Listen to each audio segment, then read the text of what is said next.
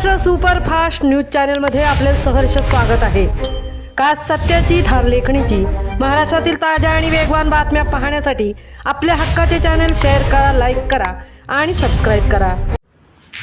Needy Salav JSW कांदळवन प्रकरण तापले।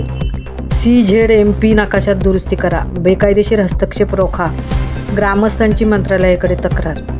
मुरुड तालुक्यातील मौजे, निडी, मजरे, इस्लामपूर येथील कांदळवन क्षेत्राच्या संरक्षणाचा प्रश्न पुन्हा ऐरणीवर आला असून स्थानिक ग्रामस्थ राजू रामभाऊ बापलेकर आणि प्रमोद शंकर नागोडणेकर यांनी थेट मंत्रालयात धाव घेत महाराष्ट्र किनारपट्टी क्षेत्र व्यवस्थापन प्राधिकरण MCZMA पर्यावरण व वातावरण विभागाकडे सविस्तर लेखी तक्रार दाखल केली आहे। संबंधित क्षेत्राच्या coastal zone management plan CZMP नकाशामध्ये CRZIB अशी नोंद असताना प्रत्यक्ष जागेवर मोठ्या प्रमाणात नैसर्गिक आणि जिवंत कांदळवन मँग्रोव्ह अस्तित्वात असल्याचा गंभीर दावा तक्रारदारांनी केला आहे।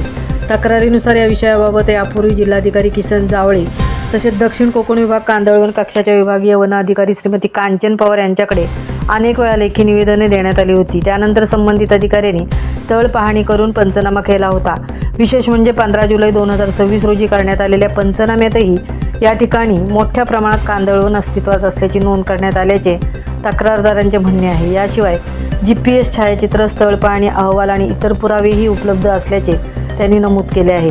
ग्रामस्थांच्या मते प्रत्यक्ष परिस्थिती आणि CZMP नकाशातील नोंद यांच्यात स्पष्ट विसंगती असून पर्यावरण संरक्षणाच्या दृष्टीने ही बाब अत्यंत गंभीर आहे। त्यामुळे संबंधित क्षेत्राची संयुक्त प्रत्यक्ष पाहणी करून उपलब्ध पुराव्यांची पडताळणी करावी आणि प्रत्यक्षात कांदळवन असल्याचे सिद्ध झाल्यास त्या क्षेत्राचे CRZIA मँग्रोव्ह एरिया म्हणून पुनर्वर्गीकरण करण्यात यावे। तसेच लागू असल्यास 50 मीटर मँग्रोव्ह बफर झोनची नोंद नकाशात करण्यात यावी अशी मागणी करण्यात आली आहे।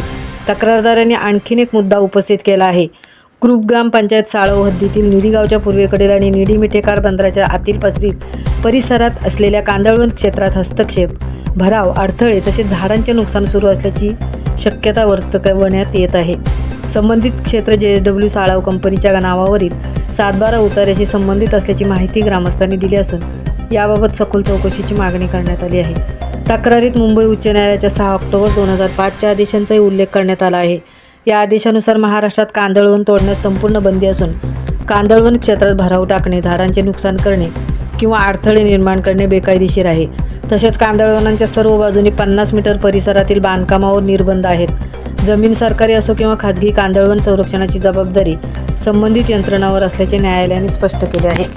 तक्रारदारांनी शासनाकडे संबंधित क्षेत्राची तत्काळ प्रत्यक्ष पाहणी करून महसूल नोंदीत 7/12 आवश्यक नोंदी करण्याची, कांदळवन नष्ट करण्याचा प्रयत्न होत असल्यास तातडीने कायदेशीर कारवाई करण्याची, जबाबदार व्यक्ती अथवा संस्थाविरोधात कठोर पावले उचलण्याची आणि संपूर्ण कारवाईचा अहवाल लेखी स्वरूपात जाहीर करण्याची मागणी केली आहे।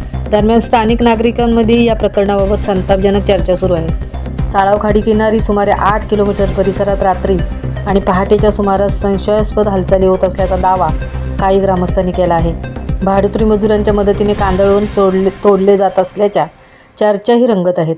या सर्व आरोपांची सत्यता तपासणे ही संबंधित यंत्रणांची जबाबदारी असून पर्यावरणाच्या दृष्टीने संवेदनशील असलेल्या निडी साळाव परिसरातील कांदळवनाचे संरक्षण करण्यासाठी शासनाने तातडीने हस्तक्षेप करावा अशी जोरदार मागणी आता स्थानिक नागरिकांकडून होत आहे। महाराष्ट्र सुपरफास्टसाठी निलेश पुंडे, तृप्ती भोईर, अलिबाग।